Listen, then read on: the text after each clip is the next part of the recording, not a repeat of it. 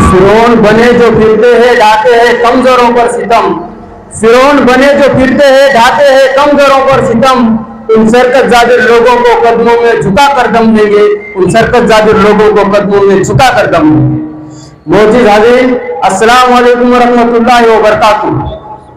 मैं आपके सामने मराठी में इसलिए बोल रहा हूँ, कल कोई खड़ा होकर ये नहीं बोलना कि सारे सबके सब आए और हिंदी में बोलते हुए हमारे कुछ समझ में नहीं आया, यासाठी मराठी बोला दो, सारे ऐकून घे तू।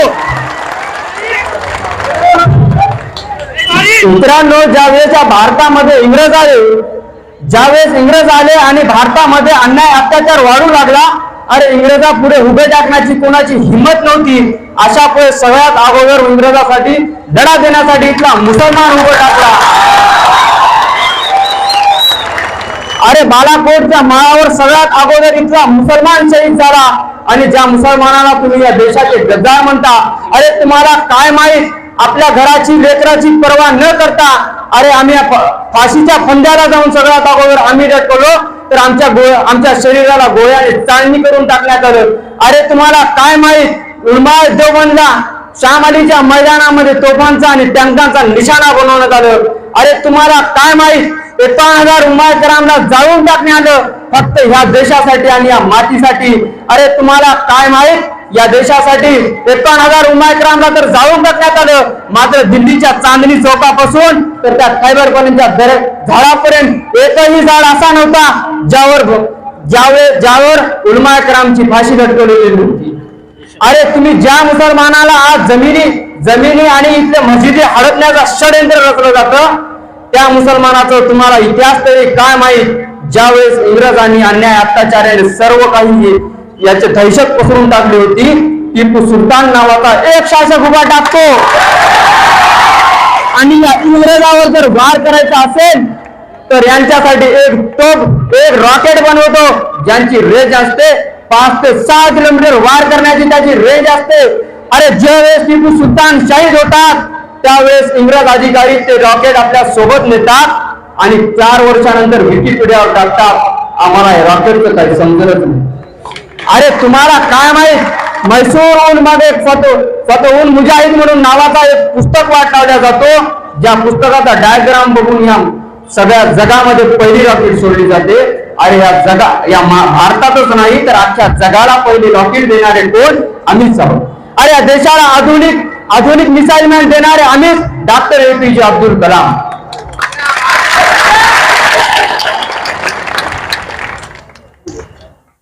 अरे तुम्ही फक्त हिजाबावर राजकारण करा, तुम्ही फक्त हिंदू मुस्लिमवर राजकारण करा, आम्ही तुम्हाला प्रेमावर देऊ।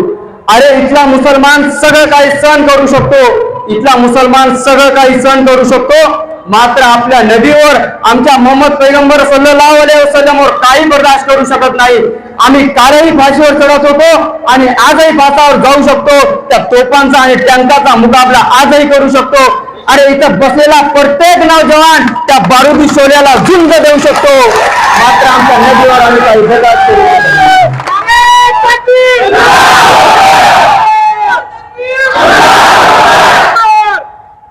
अरे ईश्वराचे दूत मोहम्मद पैगंबर सल्लल्लाहु अलैहि वसल्लम, ज्यांनी या जगामध्ये येऊन शांतीचा संयम, प्रेम, बंधुता, शांती, संयम याचा आम्हाला संदेश दिला, त्यांचीच जोपासना आम्ही जीवनामध्ये वापरून आम्ही शांतपणे जीवन जगण्याचा प्रयत्न करतो।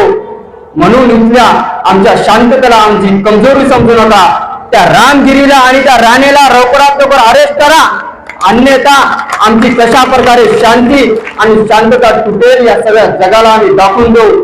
आणि ज्यावेळेस आम्ही या जगाला दाखवण्यात आलो, अरे आम्ही 313 होतो, अरे तुम्ही पब्लिकवर जाऊ नका, आमच्या इमानवर जा। आम्ही ज्यावेळेस 313 होतो तर आम्ही जगाला दाखवून दिलो आम्ही काय होतो।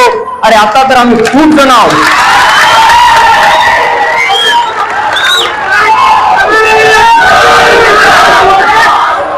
अरे मुफ्ती सलमान आझरी सारखे मौलाना फक्त एक शायरी म्हणतात,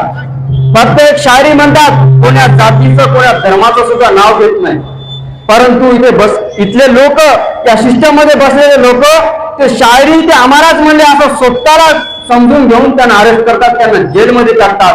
आणि हे रामगिरी नावाचा जो माणूस आहे हा फक्त आमच्या मोहम्मद सल्लल्लाहु अलैहि वसल्लम पैगंबरावर अरे अपशब्द बोलतो, मात्र त्याला अटक करण्यात येत नाही. आणि तो 1.5 फुटाचा नितेश राणे अरे सरळ आम्हाला मशिदीमध्ये घुसून मारण्याचा धमक्या देतो, त्याला सुद्धा आरोप करण्यात येत नाही.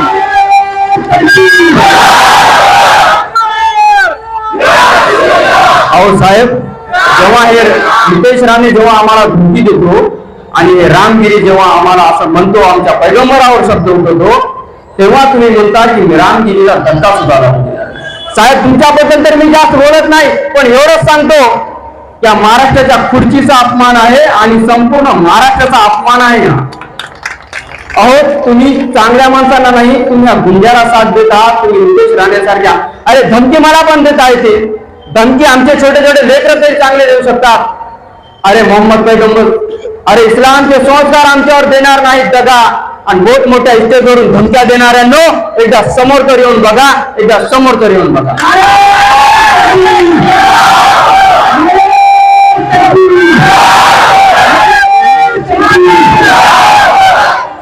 मैं यहाँ पर आपकी बात को खत्म करता हूँ.